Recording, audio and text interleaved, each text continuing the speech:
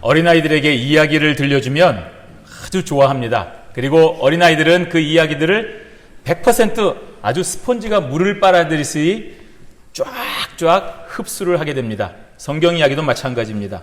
아이들은 순수하기 때문입니다.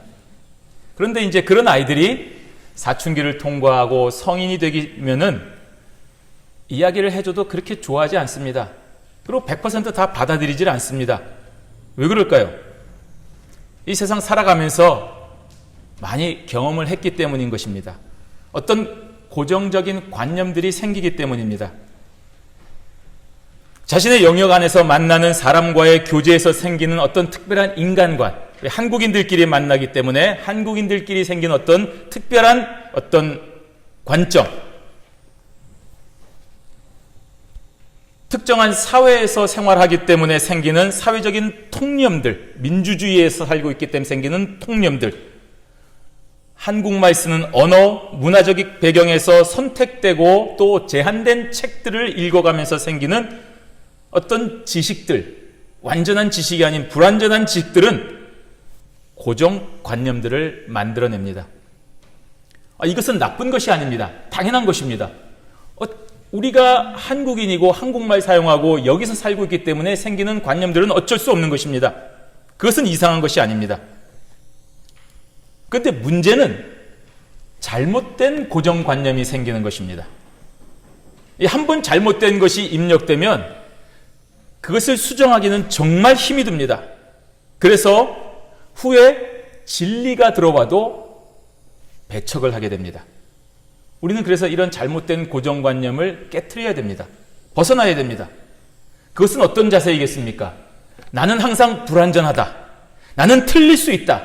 내가 지금까지 진실이라고 알고 왔던 것도 실은 아닐 수도 있다라고 하는 그런 생각을 가지고 올바름을 위해서 날마다 배우는 자세를 가져야 됩니다. 나의 배경, 나의 활동으로는 도무지 만날 수 없는 어떤 사실들에 대하여 인정하고 배워야만 우리가 폭이 넓어지고 우리의 사고가 넓어지는 것입니다. 매일 똑같은 사람 만나고 매일 똑같은 대화하고 매일 똑같은 일과를 반복하게 하면 자신도 모르는 사이에 좁아집니다. 이것이 전부처럼 착각이 되는 것입니다. 그렇기 때문에 우리는 항상 제한된 사고에 있지만 다양한 방면의 책을 읽으려고 노력을 해야 됩니다. 새로운 생각들과 새로운 사고에 대해서 알아보려고 하는 그런 생각들을 가져야 됩니다. 누구든지 대화하다가 너는 그렇게 생각하냐? 야, 그럴 수도 있구나 하고 나와 다른 생각을 하는 것이 너무나도 당연한 것이고, 그러한 사람과의 대화를 통해서 나의 생각을 더 넓히려고 하는 것, 더 높이려고 하는 자세가 필요한 것입니다. 인간의 지식도 이러한데 하물며 하나님을 아는 지식은 더 말할 것도 없습니다. 그렇기 때문에 신자인 저와 여러분들은 겸손해야 됩니다. 정말 절대적으로 겸손해야 됩니다. 인간이 성경 말씀을 읽으면서 혹시 이해가 안 되거나 혹시 도무지 받아들일 수 없는 장면들이 있다고 한다면 그것은 하나님의 말씀이 잘못된 것이 아니라 100% 내가 문제인 것입니다. 내 쪽의 문제인 것입니다. 왜냐하면 하나님은 잘못된 경우가 없기 때문입니다. 인간편에서 죄악된 세상을 살아가면서 생기는 아주 편협한 고정관념들이 있습니다. 우리가 원죄가 없었다고 한다면 그런 일이 혹시 없었을 수도 있겠지만 아담으로부터 시작된 원죄 가운데서 살고 있는 저와 여러분들이기 때문에 우리는 불완전합니다. 편협한 고정관념이 있습니다.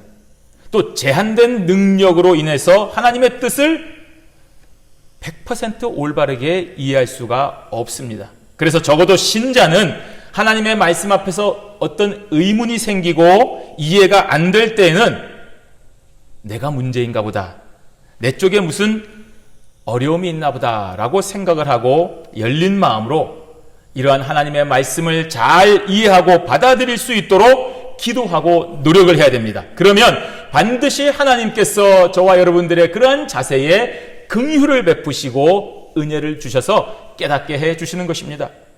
오늘 본문은 바로 예수님께서 마태를 제자로 부르시는 그러한 장면입니다. 그런데 이 부분에도 역시 참 이상해 보이고 답답해 보이는 그런 부분이 있습니다. 예수님은 왜 굳이 세리를 부르셨을까요? 사람이 없었을까요? 많은 정상적이고 좋은 유대인들이 있었는데 왜 꼭 굳이 세리를 제자로 불렀어야 될까요? 또 예수님은 그 마태 세리의 집에서 많은 죄인들과 함께 식사 교제를 합니다. 그렇게 굳이 어울려서 많은 정상적인 유대인들의 분노를 일으킬 필요가 없는데 말입니다. 왜 예수님은 굳이 이렇게 논란거리를 만드셨을까요? 또 예수님은 그러한 것을 지적하는 바리새인들을 향하여 나는 의인을 부르러 왔다. 그것이 아니라 나는 의인을 부르러 온 것이 아니라 죄인을 부르러 왔다. 라고 편을 가르는 듯한 그런 말씀을 하십니다. 양쪽 다 기분이 나쁜 것입니다. 그럼 넌 나랑은 상관이 없다는 얘기냐? 또 죄인들 편에서는 우리가 굳이 죄인이란 말이냐? 굳이 이렇게 편을 가를 필요가 없는데 왜 이렇게까지 말씀을 하실까?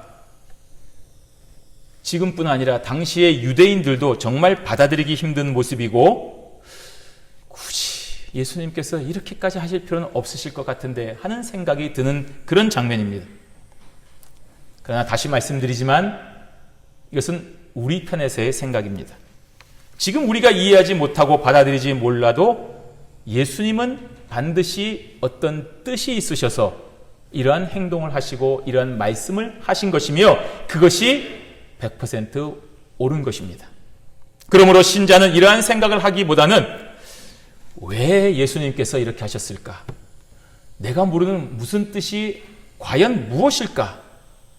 그런 예수님의 의도와 뜻이 어떤 의미가 있을까? 알아보려고 고민하는 자세가 되어야 됩니다. 그러면 예수님께서 이렇게 하신 뜻과 예수님께서 이러한 행동을 통하여 은혜를 받을 수가 있는 것입니다. 왜냐하면 성령 하나님께서 도와주시기 때문입니다.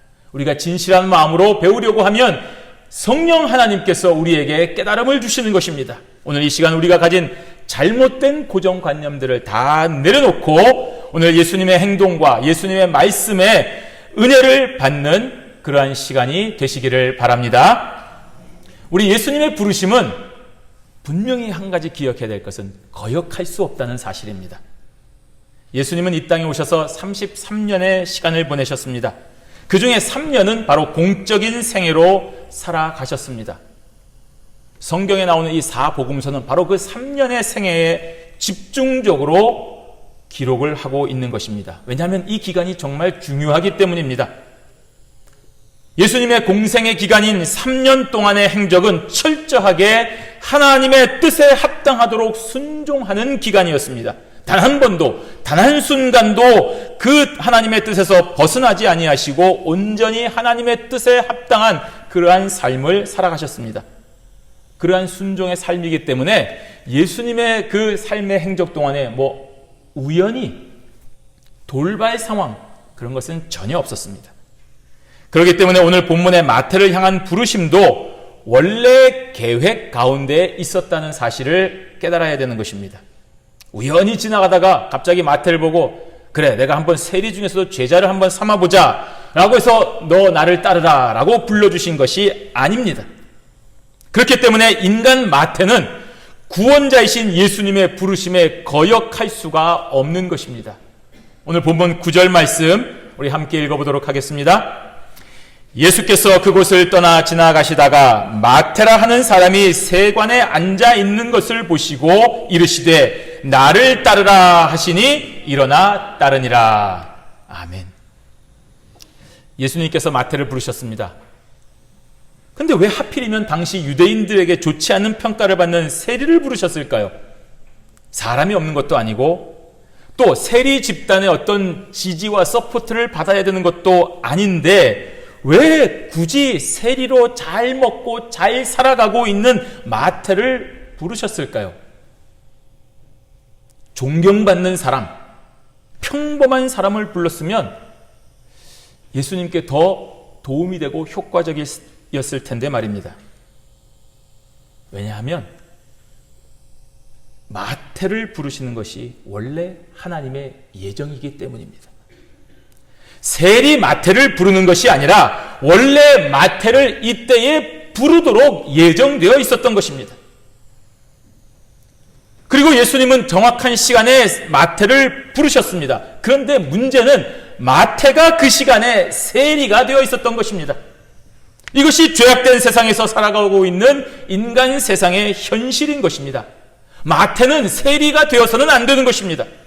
하나님이 선택하신 예수님의 제자여야 됩니다. 하지만 현실에 굴복하여 세리가 되어서야 먹고 살아가는 사람, 바로 마태인 것입니다. 원래 마태는 이름이 마태가 아니라 레위였습니다. 그런데 로마의 관리가 되어서 로마인들이 좋아하고 부르기 쉽도록 마태라는 로마식의 이름으로 바꾼 것입니다. 그렇게 살아가면서 자신의 정체성을 잃어버려 가고 있는 마태에게 예수님은 원래 계획대로 찾아오셔서 너 나를 따라오라고 부르신 것입니다. 그 부르심은 인간편에서 거역할 수 없는 부르심입니다. 예수님의 부르심에 순종하면 자신의 모든 삶이 완전히 바뀌어야 됩니다. 편안함과 안락함의 인생은 이제 불편함과 불안의 연속으로 바뀔 것입니다. 하지만 이것은 인간적인 생각일 뿐입니다. 야, 예수 믿으면 불편하지, 예수 믿으면 제약비 많지, 예수 믿으면 해야 될 거 많지, 큰 교회 가면 조용히 있다 올 수 있지, 조그만 교회 가면 괜히 봉사라고 부르고 귀찮지. 예, 그건 여러분의 인간적인 생각일 뿐입니다. 예수님의 부르심이 있던 그 순간에 세리 마태는 현실적인 고정관념을 깨트리고 원래 살아야 하는 삶으로의 출발을 이제 비로소 시작하는 것입니다. 이것이 순종인 것입니다. 예수님의 부르심은 이렇게 원래의 삶으로 돌이키는 은혜와 능력의 부르심인 것입니다. 본래로 돌아가는 회복의 부르심입니다. 마태라고 하는 사람은 이렇게 민족의 반역자가 되어서 세리라는 모습으로 살아가면 안 되는 존재인 것입니다. 원래부터 예수님의 제자가 되어서 예수님과 함께 영혼을 구원하는 삶을 살아야 했던 사람이 바로 마태였습니다. 오늘 이 시점에 예수님께서 그렇게 마태를 본래의 길로 불러주신 것입니다. 그래서 이제부터 마태는 더 이상 세리가 아닌 레위이며 제자가 되는 것입니다. 동일한 사건을 기록한 누가복음에 보시면 이러한 예수님의 부르심에 마태는 모든 것을 버리고 일어나 따르니라고 기록하고 있습니다. 여기서 모든 것이 무엇이겠습니까? 바로 지금까지 모은 재산, 지위, 사회적인 관계들을 말하는 것입니다. 먹고 살기 위해서 동족을 배신하고 먹고 살기 위해서 각종 질시와 모멸을 견디면서까지 모아온 이 재산과 이 지위를 내버린 것입니다. 아마도 동료들은, 세리와 같은 동료들은 이러한 마태를 이상하게 생각했을 것입니다. 지금까지 견딘 시간이 아깝다고 생각을 했을 것입니다. 하지만 저들은 모르는 것입니다. 예수님의 부르심은 이 모든 것을 전혀 고려하지 아니하고 오로지 하나님의 뜻대로 사는 원래의 삶을 살게 한다는 것을 마태를 제외하고는 아무도 모르는 것입니다. 이것이 바로 예수님의 부르심입니다. 거역할 수 없는 것입니다. 예를 하나 들어보겠습니다. 거지가 동냥을 하면서 잘 살아가고 있었는데 어느 날 갑자기 왕의 부름을 받습니다. 왜 부르는가 했더니 알고 보니 자신이 원래 왕의 잃어버린 아들이었던 것입니다. 그래서 이제부터는 더 이상 거지가 아닌 왕궁에 들어가는 인생 역전의 기쁨이 있게 되었습니다. 자, 문제는 지금 내가 가지고 있는 이 깡통하고 거적대기를 어떻게 할 것이냐는 것입니다. 이제 왕궁에 들어가서 살아야 되는데 이 깡통과 거적대기를 어떻게 할 것이냐는 말입니다. 당연히 버리고 가야죠. 여러분 그렇게 생각하지 않습니까? 그런데 문제는 이 깡통이 보통 깡통이 아닙니다. 녹슬지 않는 깡통입니다. 사연이 있는 깡통입니다. 살다 보니까 자기 깡통엔 자꾸 녹이 슬어서 불편해요. 뭐 묻고 자꾸 쓰러지고. 근데 옆에 거지를 보니까 쟤는 똑같이 비에 맞아도 녹이 슬지 않는 깡통이거든요. 야, 너 그건 뭐냐? 그러니까 이게 바로 스테인레스 깡통이야 그러는 겁니다. 자기도 그거 가지고 싶었던 겁니다. 야, 어떻게 하면 가지겠느냐? 저기 고물상에 가면 있는데 그거 한번 잘 아첨을 하면 줄 수 있을 거야. 그래서 한평생 녹슬지 않는 깡통을 찾으려고 노력을 하고 마침내 가졌습니다. 근데 지금 왕궁에 들어가 살려고 하니까 이렇게 소중한 깡통을 어떻게 해야 될지 고민하는 것입니다. 버리자니 아까워서 야, 이거 가지고 가면 안 될까요? 라고 왕궁 관리에게 말하는 것입니다. 지금 이 거지는 전혀 현실 파악이 안 되는 것입니다.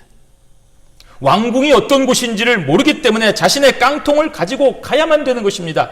신자가 하나님의 부르심을 받고도 고민하거나 거절하는 것은 바로 이 거지처럼 내가 가진 이 소중한 깡통을 고수할 것이냐 말 것이냐라고 고민하는 것과 똑같은 것입니다.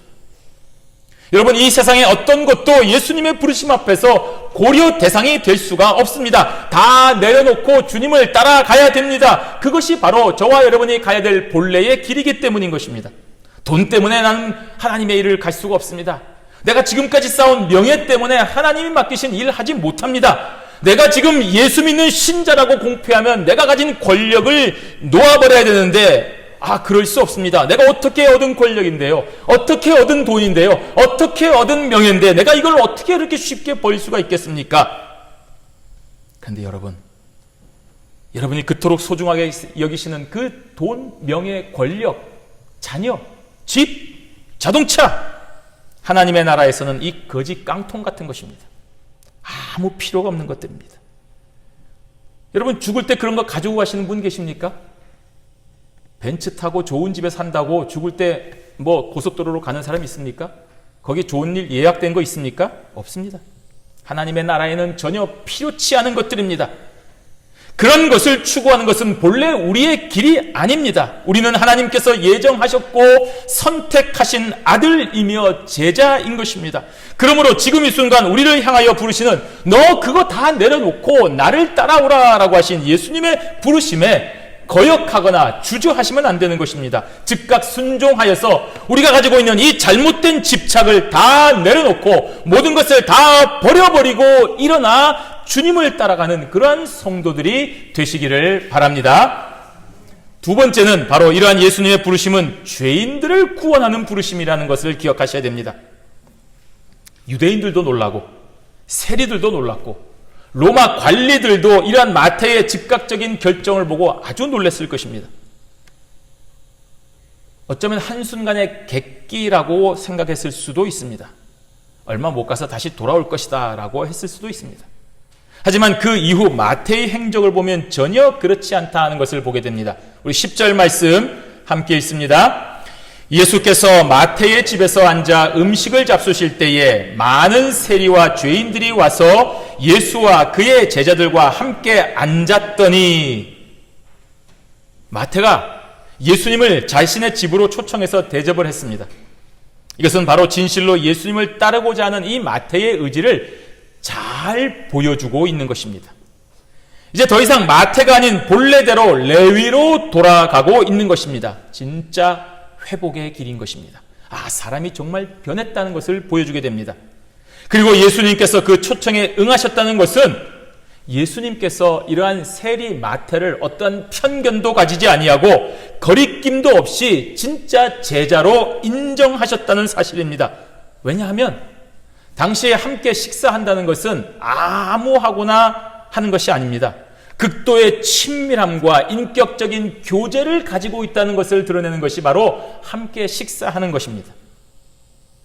그런데 그 잔치에 마태의 친구들도 함께 동행하였습니다. 마태의 삶이 어떠했는가는 그 친구들을 보면 알게 됩니다. 오늘 보시면 많은 세리와 죄인들이 함께 와서 식탁에 교제를 하고 있다라고 했습니다. 이것이 바로 바리새인들에게 좋은 공격의 소재가 되었습니다. 안 그래도 동족의 배신자, 민족의 반역자, 세리를 제자로 부른 것 때문에 참 마음이 불편하고 짜증이 나 있었는데 마태의 친구들 패거리와 함께 먹고 마시니 이제는 더 이상 용납이 안 되는 것입니다.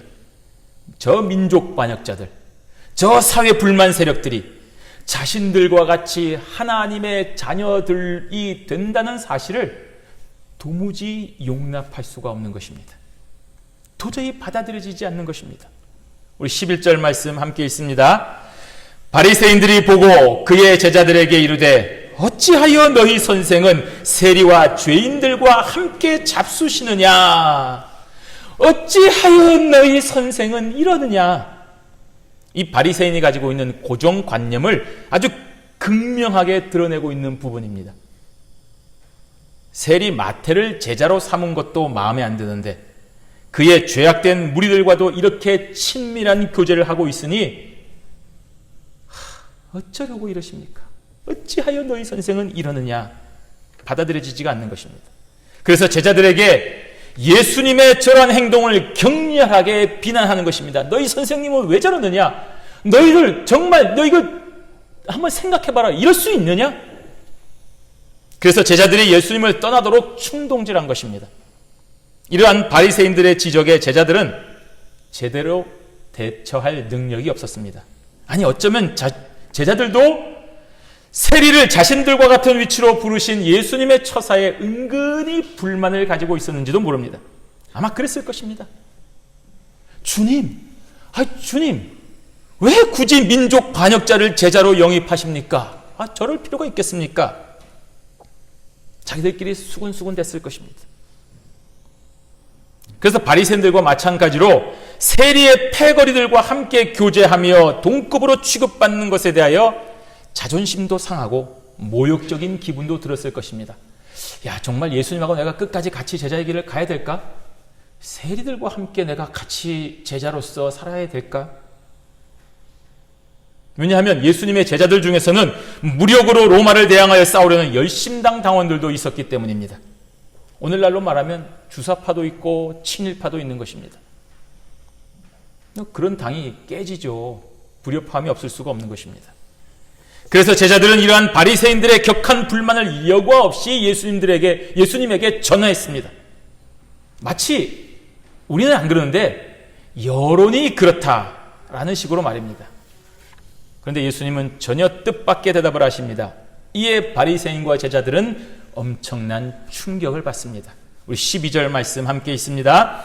예수께서 들으시고 이르시되 건강한 자에게는 의사가 쓸데없고 병든 자에게라야 쓸데있느니라. 아멘. 의료보험 문제 때문에 이 미국에서 골머리를 앓고 살고 있는 저와 여러분들에게는 될 수 있는 대로 의사를 안 만나는 것이 좋습니다.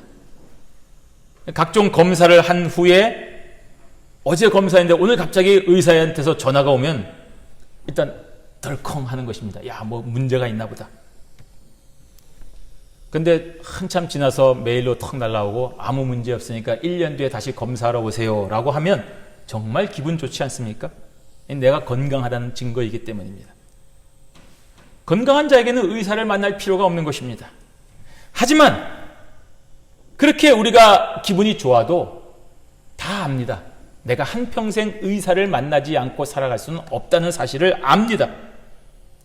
나는 그만큼 연약한 존재이며 또 갑자기 불의의 사고도 만날 수 있기 때문에 의사가 필요하다는 사실을 우리는 잘 알고 있습니다.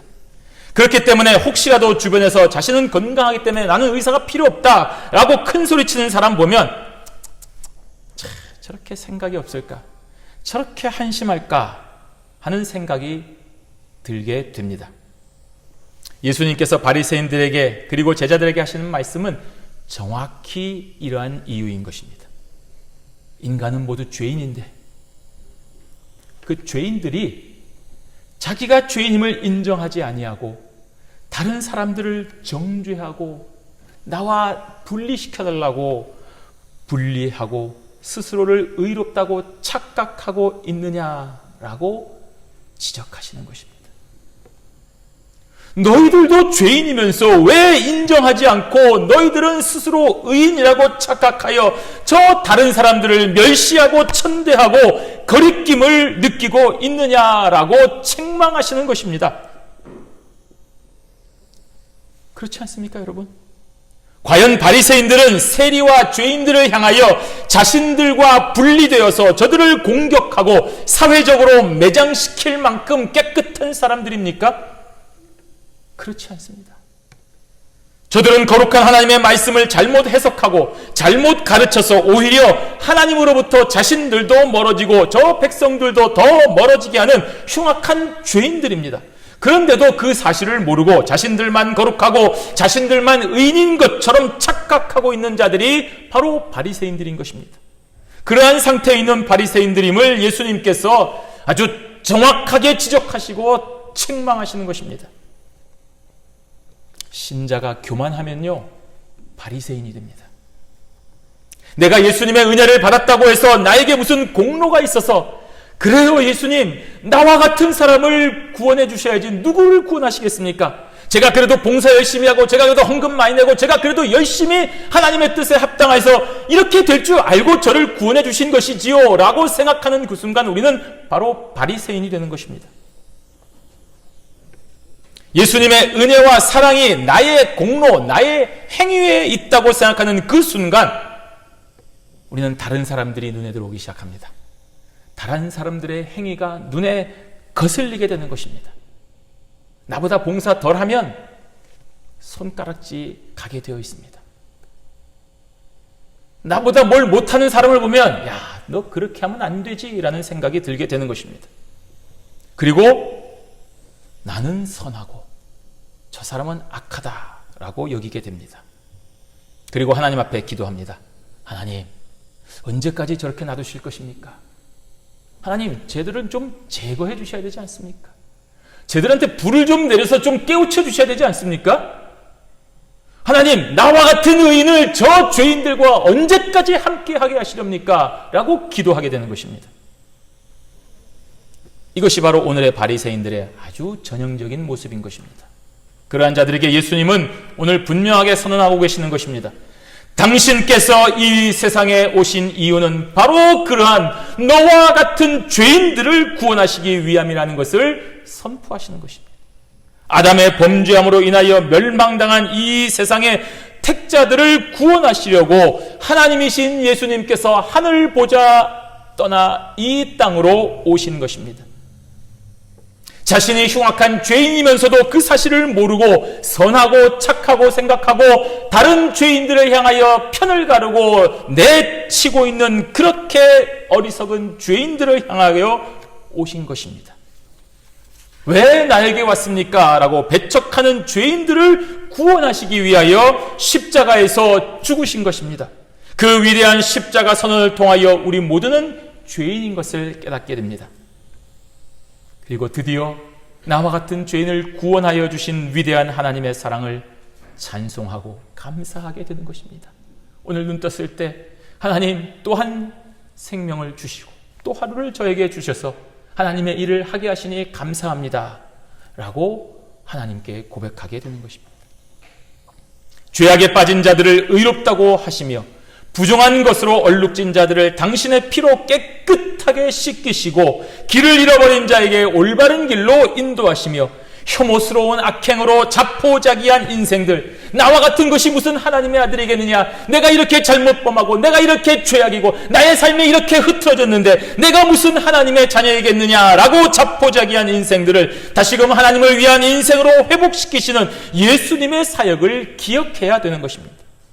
그것이 바로 예수님께서 이 땅에 오신 목적입니다.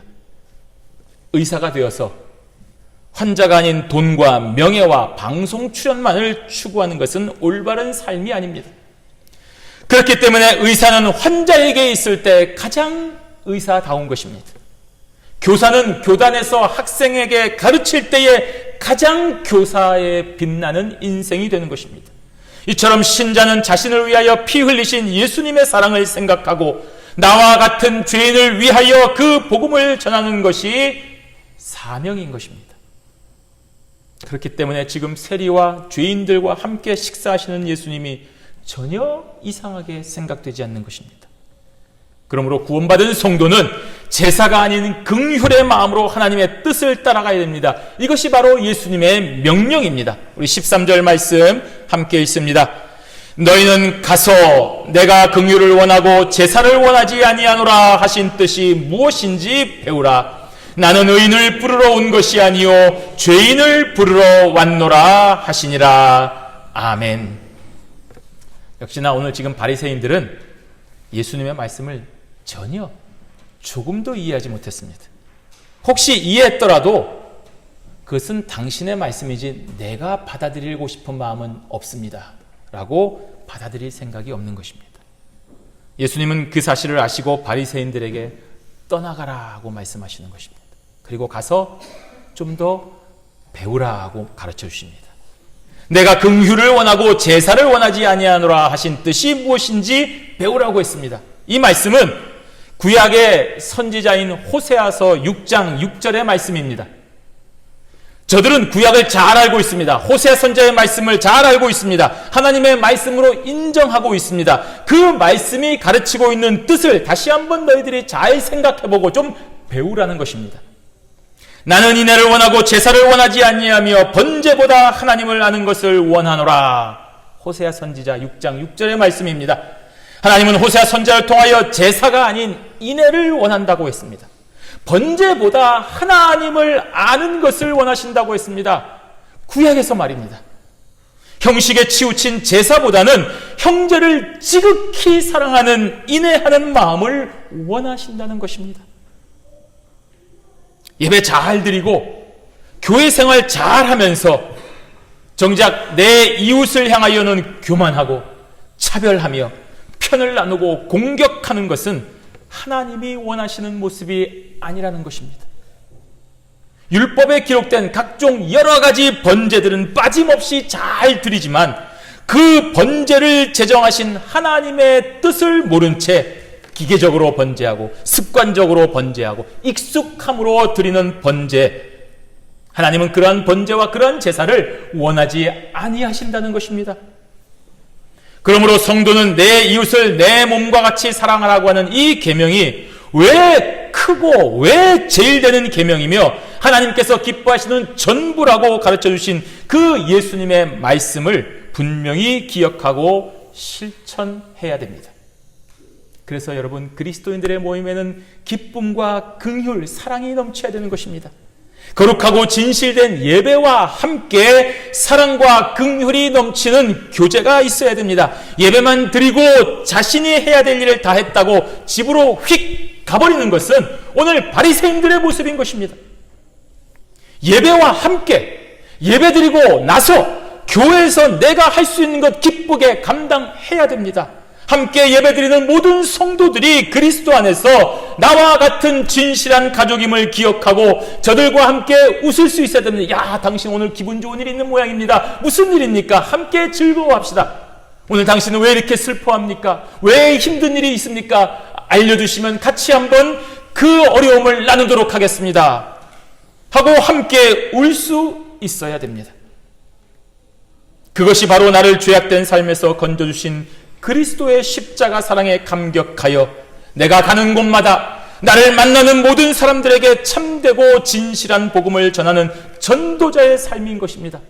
예배만 드리고 그냥 가버리면 오늘 이 바리새인들처럼 된다는 것입니다.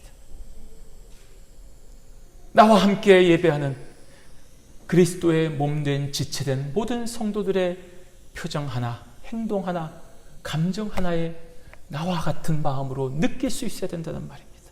그것이 진정한 제자의 삶이라고 오늘 예수님께서 말씀하시는 것입니다.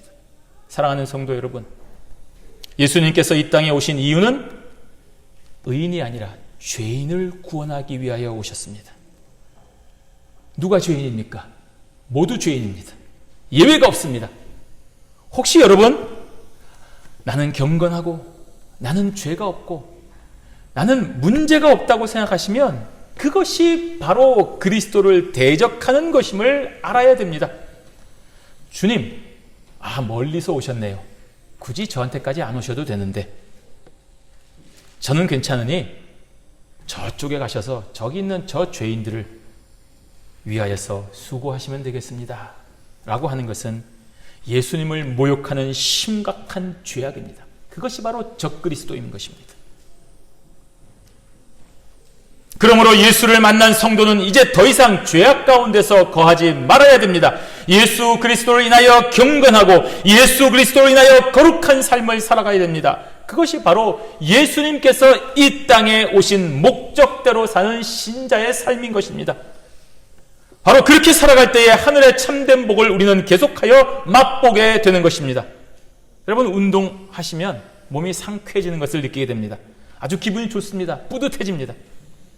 야, 내가 이 정도면 됐지 하고 멈추는 그 순간에 몸은 그 순간부터 또다시 퇴화하기 시작하고 망가지게 되는 것입니다. 신앙생활도 꼭 이와 같습니다. 신앙생활의 끝은 없습니다. 이 세상에서는 은퇴가 있을지 몰라도 신앙생활은 은퇴가 없습니다. 이만하면 내가 할 만큼 했다.